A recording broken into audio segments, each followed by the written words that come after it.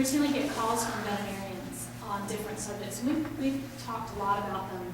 But I think one of the important things to note for veterinarians, veterinary students, because especially if there's veterinary students in the audience, because you may not be practicing here, you're going somewhere else. So it's important that you investigate the state and local laws for rabies in your area, because it could be different. The state in Mississippi has that 3-year immunity vaccine requirement, but a local government can actually require a vaccine to be given annually rather than trying. They usually, if local laws can become more stringent, they can't become looser than a state law.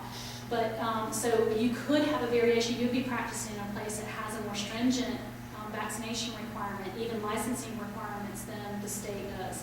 So it's important to note what those laws and regulations are in the area that you practice in. And so another thing about regulations is that if you are sending an animal across state lines, there are usually entry requirements for disease.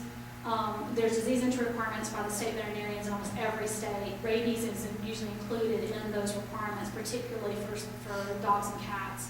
So for Mississippi, for an animal to be sent into Mississippi, say so you buy an animal online and from Idaho, if that animal's going to come into Mississippi, it has to be vaccinated within the last 6 months. It still has that 3-month requirement. Animals under 3 months can come in, but they have to be vaccinated at 3 months. So just note that if you're a veterinarian and you're shipping animals, you need to call the state that you're shipping the animal to and find out what the requirements are, because you need to write a health certificate that will meet those requirements, or it'll get rejected by that state. All right, another question that I often get, are there contraindications for giving rabies vaccine?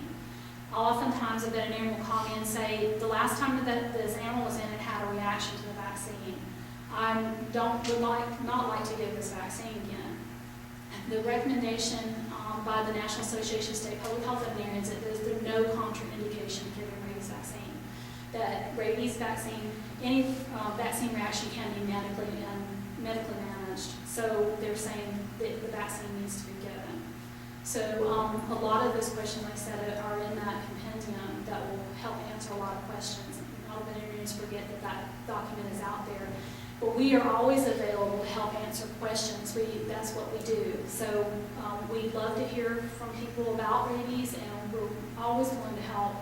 As part of our role as public servants for Mississippi is to help the public, help veterinarians, help our peers know and understand how to manage rabies. And I'll just say, I think rabies is the ultimate One Health example. You have the wildlife, the domestic animal component, human component, and you see that it's not just a local disease, it affects us all worldwide. We're all one world, one health, one medicine.